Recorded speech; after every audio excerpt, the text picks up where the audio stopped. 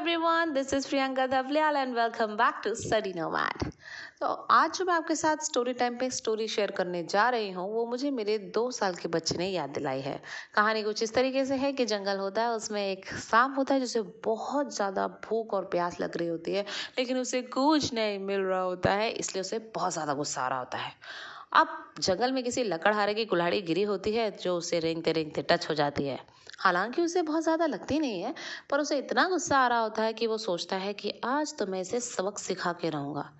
वो अपने आप को कुल्हाड़ी में लपेट लेता है और उस जोर से कुल्हाड़ी में मारता है, तो उसे और ज़ोर से लगती है। जब उसे और ज़ोर लगती है तो वो और ज़ोर से मारता है।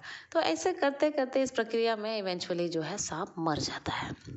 ये कहानी मुझे इसलिए याद आई क्योंकि आज मेरे बेटे की जो बॉल थी वो टेबल के नीचे चली गई, जिसे लेने के लिए वो टेबल के नीचे गया। बॉल पकड़ने के बाद जैसे ही वो बाहर आ रहा था तो उसका सर लग गया और उस गुस्से में उसने टेबल को मारना शुरू कर दिया, तो उसके हाथ में भी लगती गई। जब मैंने ये देखा तो मैंने इससे लिटरली बोला, बेबी काम डाउन। मैंने जब ये देखा तो मैंने उससे कहा, बेटा आराम से, आप पहले बॉल बाहर भेजिए, उसके बाद आप देख कर टेबल से बाहर निकल जाइए। और विद इन फ्यू सेकेंड वो बाहर आ गया।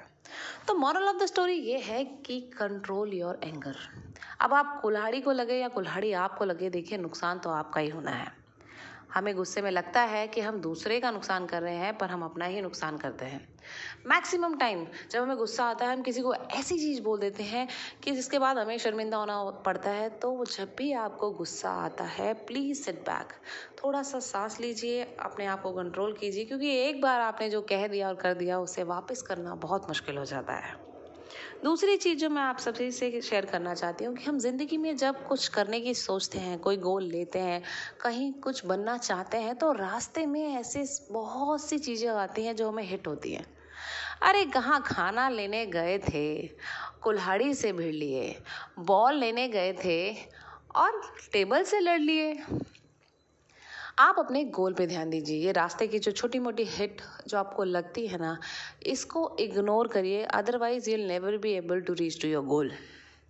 एंड थर्ड, जो मैं एज अ पेरेंट सबसे रिक्वेस्ट करना चाहती हूँ और सबको बताना चाहती हूँ, is that build a responsive child, not a reactive child.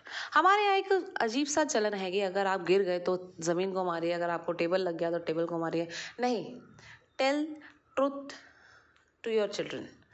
वो सब समझते हैं। आप उन्हें बताइए कि बेटा ये आपकी गलती है, ये टेबल यहीं था, आपको संभल के चलना है।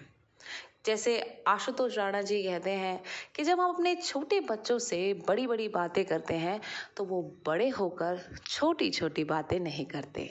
Thank you so much, stay with me, good day, जय हिंद, फिर मिलेंगे।